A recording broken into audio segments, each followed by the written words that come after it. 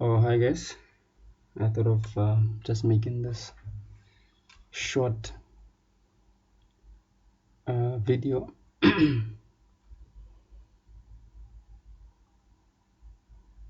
just to summarize what we did in the previous tutorials, which is of course on stationarity. So this is the eViews. I've already opened. I've already launched my eViews. That's the interface of the eViews. I'm using eViews 10, but even eViews 7 is okay. Just that eViews 10 has some more add-ins or additions. So okay, let me first go to my Excel file.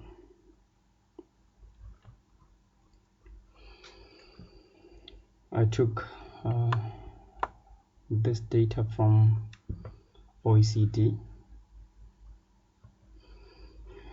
As you have already seen from the tutorial, you're supposed to download data on treasury bill, short-term interest rates, GDP, M1, that is narrow money supply, consumer price index, that is CPI, and that data should be for UK. So this is the one that I'll be using for practical purposes. The data had to span from 1980 to 2018, but as you can see for the variable M1 here, we have subsequent gaps. Even for T-bill, we have subsequent gaps, right? So normally you should have data without gaps, or if there is a gap, maybe one, but not subsequent. As you can see, from 1980 to 1986, we have gaps for narrow money supply. So then I had decided the data should span from 1987 to 2018 because you see that even 2019 here we have gaps. So now the data from 1987 to 2018, we don't have any gaps, right?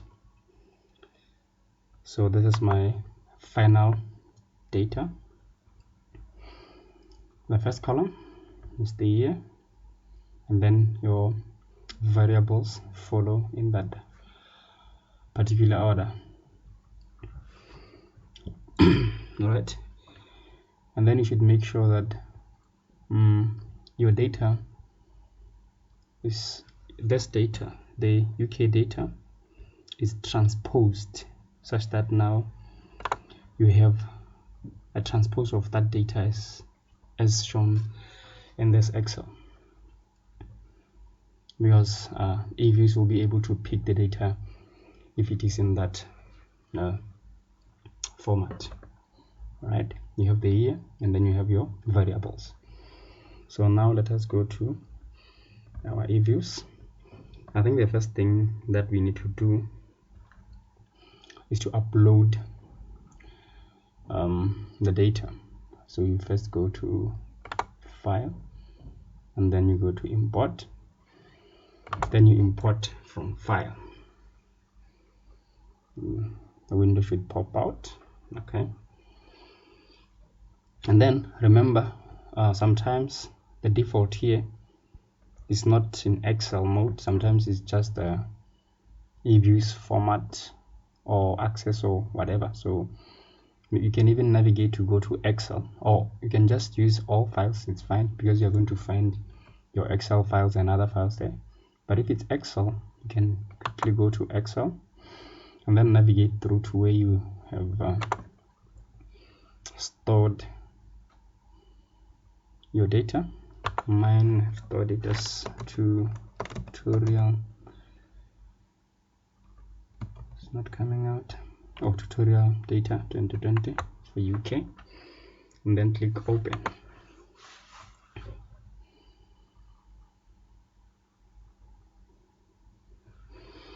Alright, because now I have arranged the data in a manner that eViews will be able to pick it up, I can quickly finish.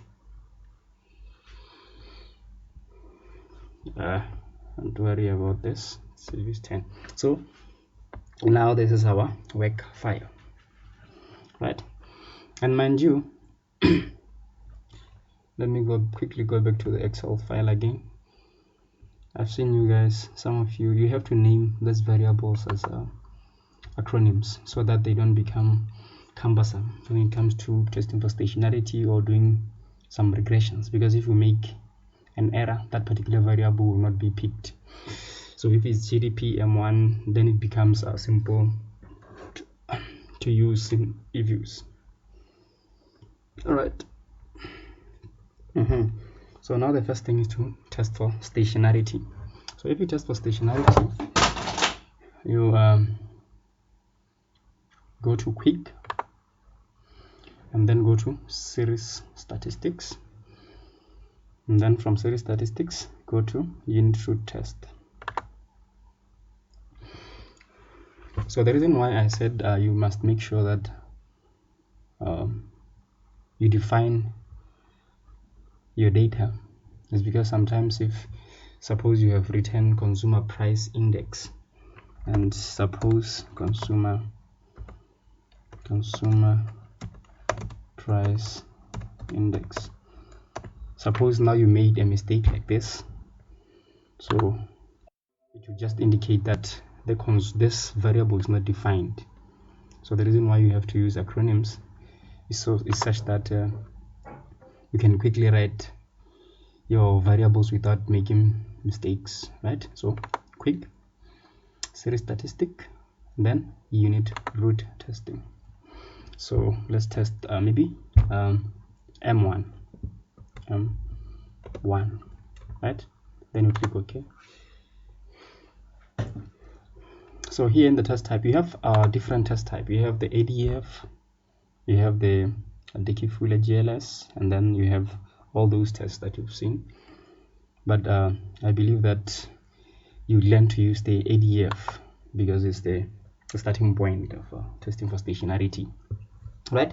So you can test for stationarity for a particular variable in levels, or first difference, or second difference, right? And then you can test this augmented Dickey-Fuller under different null hypotheses. You can test with none, which is normally referred to as a random walk, or you can test your stationarity of a particular variable using the intercept, which is the random walk with a drift, or you can use the trend and intercept, which is a random walk with a drift around a stochastic trend, right?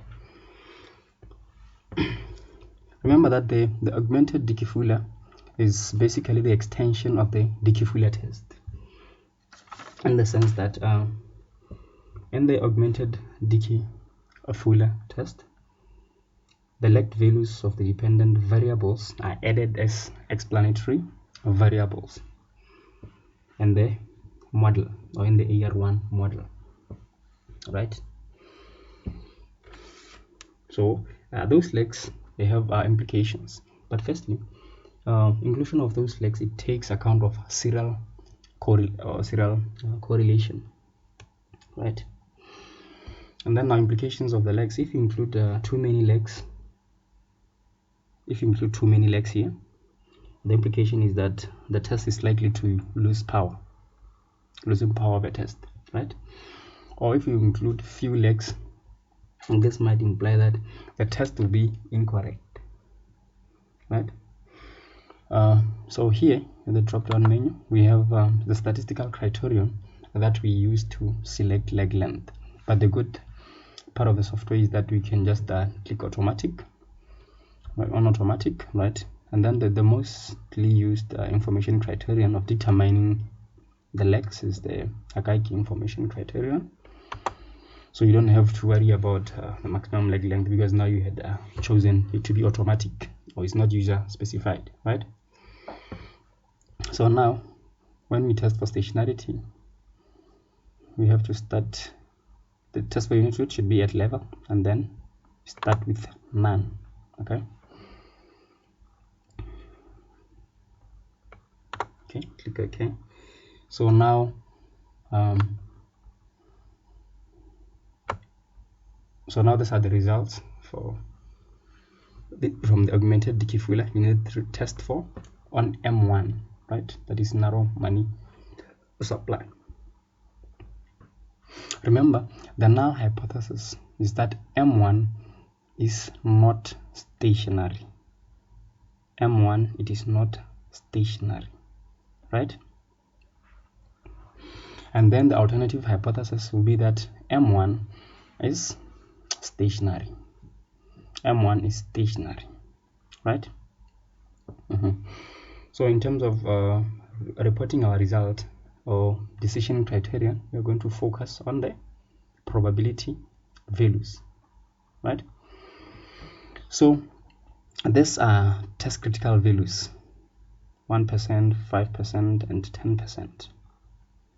So the decision rule will be that now if your probability value is less than your critical values, then you reject the null, which says that M1 has a unit root or it is not stationary, right?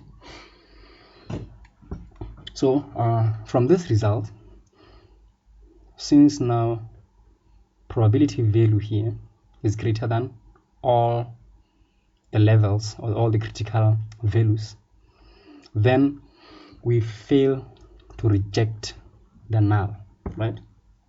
We fail to reject the null, and we conclude that M1 is not stationary. M1 is not stationary, right? But before that, remember I had indicated that let's go to, if you want to alternate the test equations, you quickly go to view. The unit root test is still M1 now, right? So remember, it can happen that even at levels, a variable cannot be stationary when we are using the test equation none, which is a random walk, right? It can be stationary now if you alternate maybe to try with a drift or the intercept, okay? Or it can be stationary if you try with a trend and intercept. So before making conclusion about a particular variable, make sure that you have tried to alternate the test equations, okay? So but suppose now if you test for stationary at level and you have used none, you have started with none, and then that variable is stationary, then you stop, okay? You stop and conclude that that variable is stationary. And if a variable is stationary, it is integrated of order 0, okay? So because now M1, when we used this test equation of none, it was not stationary, we alternate, we test now when we include the intercept, if the variable is still not stationary or not, right? Okay, and click OK. So you can see that the probability is equals to 1, and 1 is greater than all of these probabilities. Therefore, we fail to reject the null hypothesis, right? And then we go again to test for the last test equation, which we are going to include both the trend and the intercept, right? Still, we fail to reject the null, right? We still fail to reject the null, because remember the decision rule is that when your probability value is less than the critical values, that's when you reject the null. But if your probability value is greater than all of those critical values, then you fail to reject the null hypothesis, right?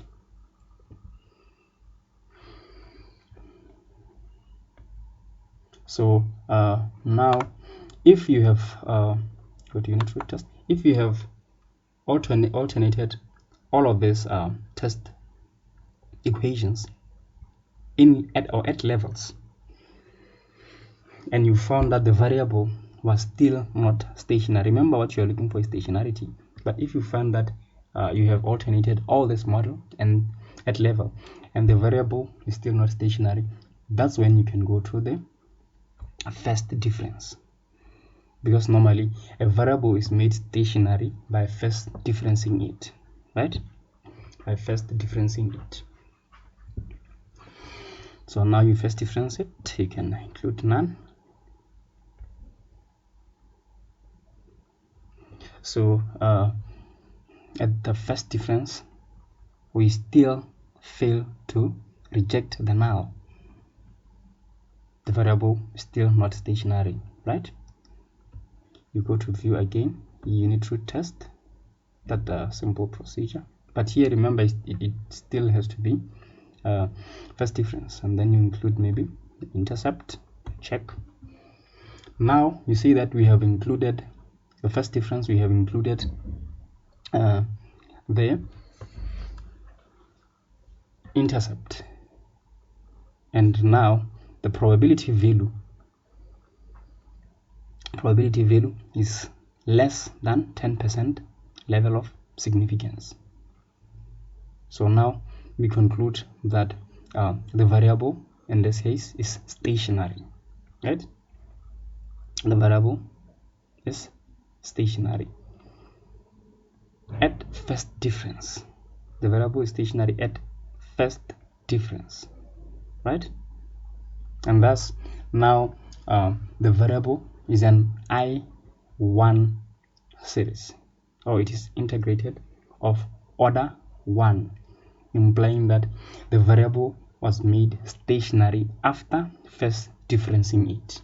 Okay, the variable was made stationary after first differencing it. So the variable is non-stationary, and it is regarded as I1 series. Okay, so those are very, very, very important when you run your OLS regression, because if you don't check for stationarity, you're going to have what is known as the spurious relationship or a nonsensical relationship in your OLS regression results. Because one, you're going to find that you're going to get high t values for your variables. You're going to get high r squared, and then the value of r squared is usually greater than tw. So that is the diagnostic way of trying to see if the model is spurious or not, right? So now you can make a conclusion that CPI can make a conclusion that M1 is non-stationary variable. It's a non-stationary variable. So if you can just look at the null hypothesis dm1, this shows that now it has been differenced, right? dm1, it has been differenced once. It has been differenced once. Okay, let's go to view again. I want to show you something. So assuming that this M1 variable was not stationary even after first differencing it. Okay, let us just make that assumption first. So now assuming that it was not stationary again at the first difference, and we have alternated all the test equations, or these are just the null hypothesis of test equations, right? So it can happen that a variable can be stationary at the second difference. I'm just assuming that the variable M1, it was not stationary at level at first difference. Now we have to go to test for the very same variable now at second difference, and again we alternate the test equations. Okay, so we're starting with none. It can happen that now the variable will be stationary at the second difference. So this implies that M1 would be integrated of order 2, or it will be an I2 series integrated of order 2, right? Because now the probability is significant. Remember, we said that if your probability value is less than your critical levels. Then you reject the null and make a conclusion that that particular variable is stationary, right? So this one is highly significant because it's even less than 1%, 5%, and even 10%. So now we reject the null and conclude that M1 is stationary, but it's only stationary after second differencing it, right? So you can check other variables. You can go on to check other variable for stationarity, right? So the conclusion we had about M1, we have seen that it was stationary after first differencing it. Thus it is an I1 series, while it is integrated of order 1, and that is M1. Okay,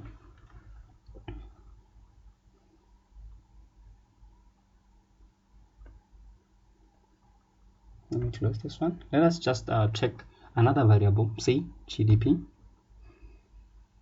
Mind you, you can, another way of testing for stationarity, you can double click on a particular variable, just one variable, because you cannot test for stationarity when all of the variables are open. You just do it one by one, right? After double clicking on GDP, you go to view, right? And then you go to unit root test. Click on unit root test. You quickly go to unit root testing forward for GDP. Okay, so remember, always start in levels. You test your variables in levels, right? And then you alternate this until a particular variable is stationary. If it is not stationary, then you proceed to the next test for unit root. You test it now in first difference, right? And then you alternate. If it fails again, you go to the second difference, right? And then you test again, because I have said that a variable is made stationary after differencing it. Okay, so now let us test this one. Yes, we have the results here.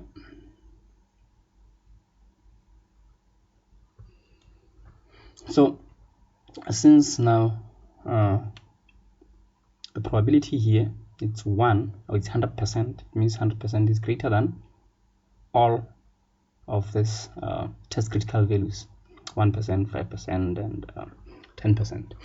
Therefore, we fail to reject the null, right? We fail to reject the null, right? We fail to reject the null, and then we conclude that GDP has a unit. But before making the final conclusion, we go to view again, unit root. Remember, now we are we want to use different null hypothesis or different test equations. So now we can include the intercept in that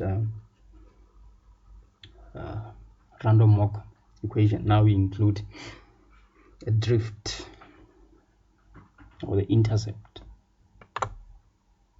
You can see that still the probability value is still greater than all of these test critical values. Therefore, we still fail to reject the null and make a conclusion that GDP has a unit root, or it is non-stationary, right? View again. So we go to the very last trend and intercept model. Click OK. So you still see that probability value is still greater than your critical test values, 0.62. You can still see that is greater than this should be 0.01, 0.05, 0.1. So the probability value is still greater than your test your level or levels of significance. This is just level of significance, right? 1% level of significance, 5, 10. So in that manner, we fail to reject the null. And remember, we don't accept the null, but we fail to reject the null. So in your write-up, never say we accept the null. No. You fail to reject the null and make a conclusion that GDP has a unit root. Now GDP is non-stationary, right? And then you go to view again, unit root. Remember, we are interested in stationarity, right? So now you can go to none here, and then first difference. Now we are testing that variable at first difference, because I said we are interested in stationary. We want to see where it will be stationary, right? But the first model, none, is a random walk. The variable is still not stationary at first difference, just using what? The random walk or none test equation. So we alternate the test equation now, unit root. Now we can include the drift or the intercept. See that after including the intercept or the constant, now we reject the null. See that this probability value is even less than all of these levels here. Therefore, we reject the null and make a conclusion that now this variable is stationary after first differencing it. It was made stationary after first differencing it. Therefore, GDP is integrated of order 1. Is integrated of order 1, right? Because remember, if a variable is not stationary at level, it will either be integrated of order 1 or order 2, meaning that it was only made stationary after first differencing it or second differencing it. So this one is an I1. So we have seen that M1 is an I1, it's integrated of I1, order I1, and GDP is integrated of order 1 as well. Maybe we can do this the last time, because you repeat the very same process. Remember, I said you can just go to a particular variable, double click on it, it will open, and then go to view, then go to unit root test, right?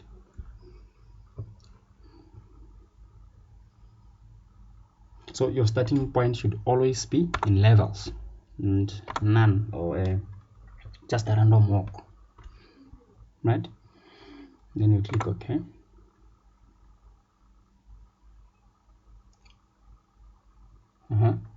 Still see that you fail to reject the null, because this probability value is larger than all of the critical values here, 1%, 5%, and 10% level. So we fail to reject the null, right? We fail to reject the null, right? But then we had argued that sometimes, even in levels, you find that a variable is not stationary if it's just a random walk. But now if you include an intercept or a drift, then that particular variable can become stationary. So this is the reason why we alternate the test equations, or those are just basically different null hypotheses under the Dickey-Fuller, right? We include intercept, then click OK. You can still see that we still fail to reject the null. So CPI is still not stationary. So we go to view again, and then go to the last test equation, unit root. Now we include the trend and the intercept, because sometimes a variable can be stationary if you include both the trend and the intercept. And then let's check. So this variable is not stationary. So since now this probability value is greater than all the levels of significance or the critical values here, we fail to reject the null. Therefore, we make a conclusion that what CPI has a unit root, right? And then that is when we go to unit root again. That is when now you can test for unit root in the first difference again, none first difference again, right? So let's see if you differentiate, what will happen.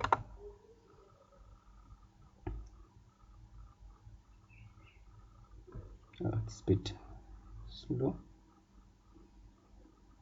So if you use none after first differencing it, it's still not stationary. See, we fail to reject the null, right? Because this probability is greater than all of the critical levels.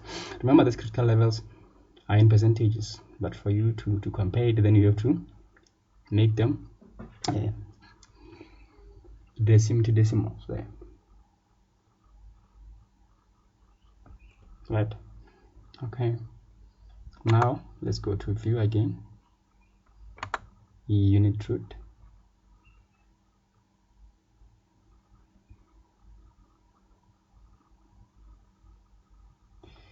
Oh, it's freezing. Now let us just include the intercept and see what would happen. It's still CPI, it's still not stationary, because look at the probability value. This is where you look at the probability value, right? Therefore, we fail to reject the null. So we still say that CPI is non-stationary, or it has a unit root. Non-stationary, or it has a unit root, right? Okay, and now you go to view again. I think this will be the last test equation, or null hypothesis. Yes, now we have to include the trend and intercept and see if CPI will so you see that CPI still we fail to reject the null that says that CPI has a unit root, or it is not stationary, it's non-stationary, right?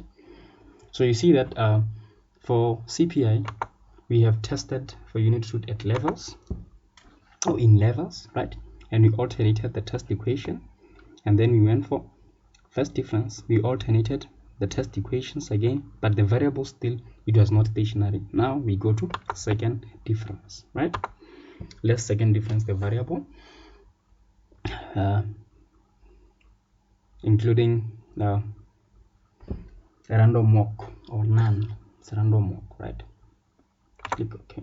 So you see that now the variable is stationary. So now in this manner we reject the null and make a conclusion that CPI is made stationary, right, after second differencing. So it is integrated of order 2. It is an I2 series, right? So this is how you make your conclusions regarding that, right? So now let us now estimate a regression equation. Estimating a regression equation, you go to quick and then go to estimate equation. So this is where we have to type our equation, right? Remember, the one that you start with, or the first variable that you type in there, is going to be, or is taken, or is picked as your dependent variable, right? So suppose that GDP is your dependent variable. You start typing GDP, then you include a C. That C is for the constant or the intercept, right? And then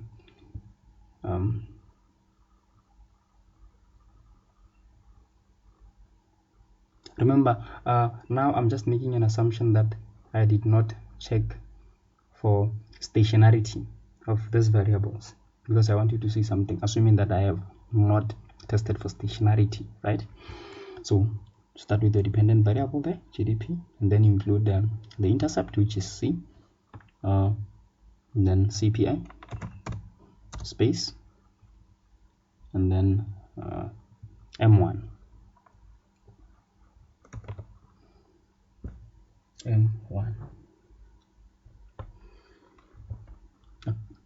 Okay, sorry. Okay.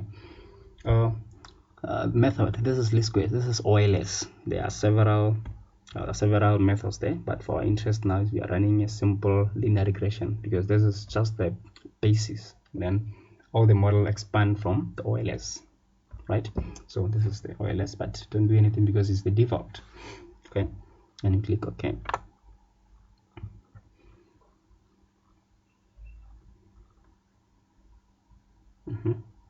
So these are the results. These are the results. This is just a simple OLS or least squares simple linear regression model, the one that you did in the previous part, where you used you found the beta 1, beta 2, beta, right?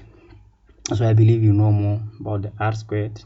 I believe you know more about the adjusted R squared. But the adjusted R squared, yesterday in the tutorial, some said they never heard of adjusted R squared. But the adjusted R squared penalizes for inclusion of irrelevant variables in your regression model, right? It penalizes for the inclusion of irrelevant variables in your model. So assuming that we did not have M1 variable in the regression model, okay, and R squared was let's say 97, let's say it's this value, adjusted R squared is this value, right? 97.5%. okay, so now we run the model including M1 again. If we include M1, now maybe the adjusted R squared increases to 99 point something. If it increases to 99, it implies that this variable M1 is not important in your regression model, right? It's not important in your regression model, so you have to exclude it, right? But then if you include it, and then R squared, this adjusted R squared decreases, then it means that M1 is significant in your model. Okay, so let's try to do this. Let's try to, okay, let me cancel. It's okay. Yes, can go to quick estimate equation. Sorry, you have GDP, C, the intercept, and then CPI.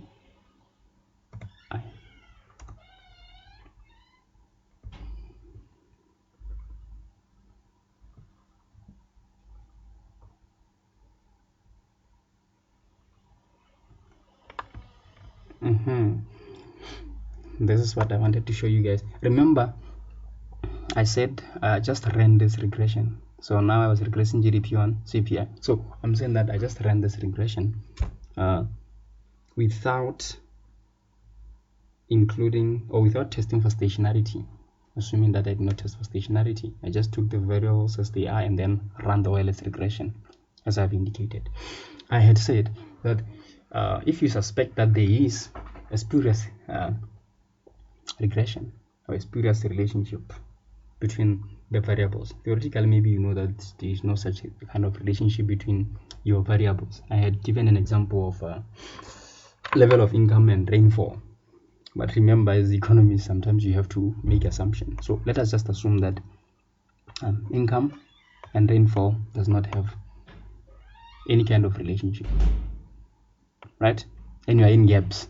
So suppose now you run that regression and you find that there is a positive coefficient for rainfall, meaning that if the amount of rainfall increases, then your income also increases. right?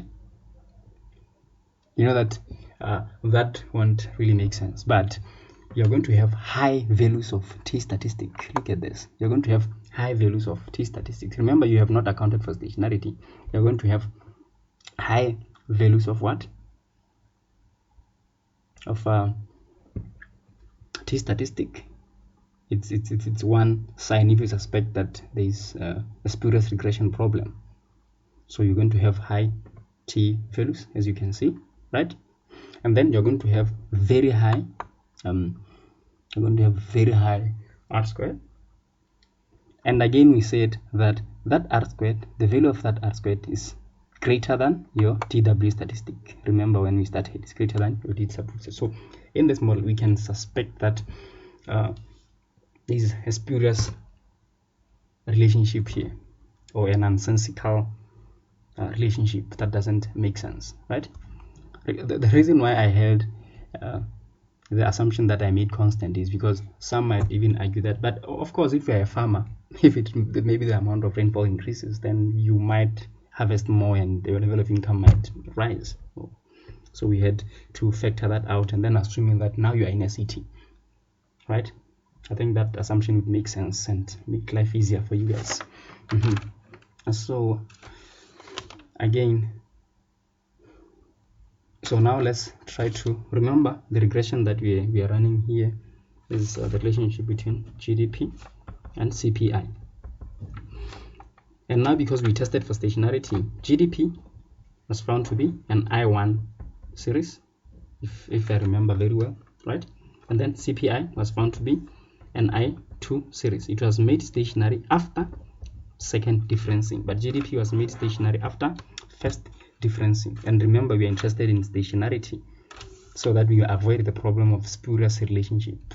When you have I1s and I0, and you're not taking account of that, you're going to have problems that, right? So now let us try to re-estimate this equation. Now accounting for stationarity, if it's an I1, you see what will happen, right? Okay. Again, don't worry about these coefficients. They are large. You have to log transform them. Log transforming a variable does nothing really to the data, right? It only reduces the variation of that data, and sometimes you get rid of outliers. Okay, so that's what log transforming does. So you find that you're going to have probably a more manageable coefficient here. You won't have say 526 something there. So if you log transform your variable, right? And I'll show you how to log transform variables later on, but let us just go back to stationarity issue. Yes, still okay. Quick estimate equation. Remember, we said that GDP, we found GDP to be I1, right? I1. We found GDP to be I1, if I'm not mistaken. So if GDP is our dependent variable, we start with it. So it's integrated of order 1. So it's you first type D. This is for difference. And then you type GDP, right? Include your intercept. And then we found CPI to be integrated of order 2. That is, it was made stationary after second differencing. So you see this. You first type D, open brackets, then D, open brackets again, and then type CPI, and then close the brackets, close again. So we run this regression now, accounting for stationarity. So now look at what happened. The t statistics dropped, right? And then the value of the adjusted R squared is not that extremely high, plus the DW statistics now is greater than the adjusted R squared. So now in this kind of model, you cannot suspect that there is a spurious problem, right? Because now we have accounted for stationarity, right? So when you input your variable and the regression, command after. Okay, let me just do this so that you follow. Quick estimate equation. Remember, I said we have tested for stationarity and we found GDP to be integrated of order 1. I have explained what that meant. So you first start with D, and then you type your variable GDP, close brackets, right? And then C is for the intercept or the constant. And then I had again said CPI, we have found it to be integrated of order 2, meaning that it was only found to be stationary after second differencing. So this is how you do it. D, differencing, and then you difference it again, D, and then you put your variable there, CPI, and then you close the first difference and close the second difference, right? And then you run your regression in that manner. So now we can't suspect of any spurious relationship. Adjusted R squared is no longer greater than the GW statistic, right? Plus the T statistics, now they're just not high as before. I believe you have seen before we had assumed that we never tested for stationarity, we just rendered it out. So now let us just try to log transform this variable. Log transform this variable.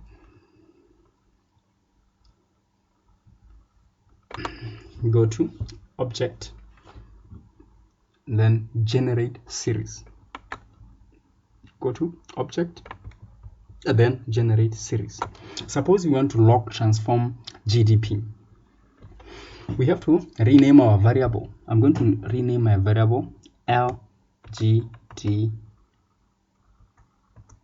GDP, then equals, right, log, open brackets, then I include that variable GDP and then close the brackets. Okay,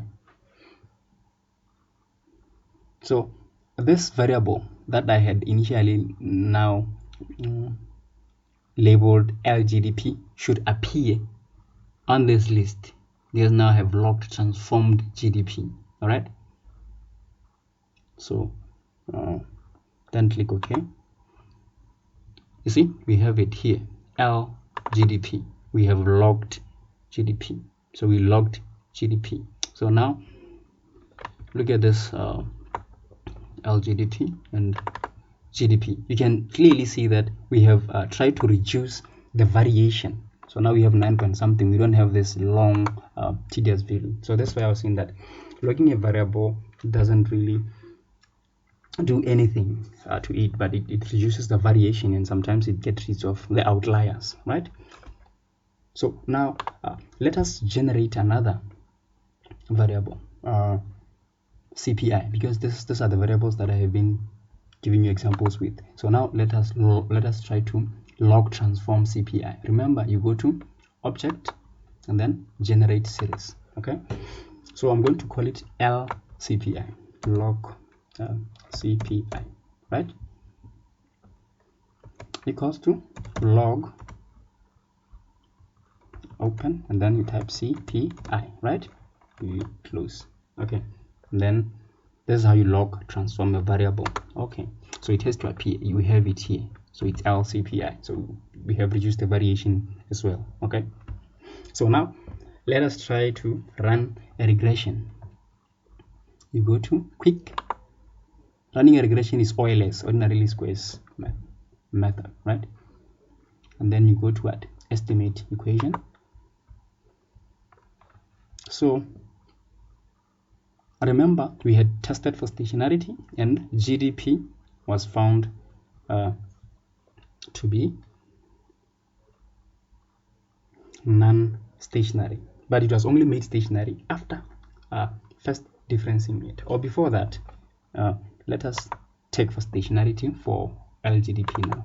Okay, so you can double click on that view because there's something I want to see. Unit root testing, and then start at levels, right? none. Okay, you can still see that the variable is not stationary at levels. Using the test equation none, you can include the intercept to that. Still not stationary. I believe you see that, right?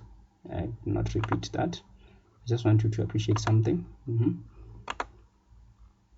Still not stationary. Okay, still not stationary at level after alternating all the test equations or the hypothesis there, right? Now we go to first difference, none.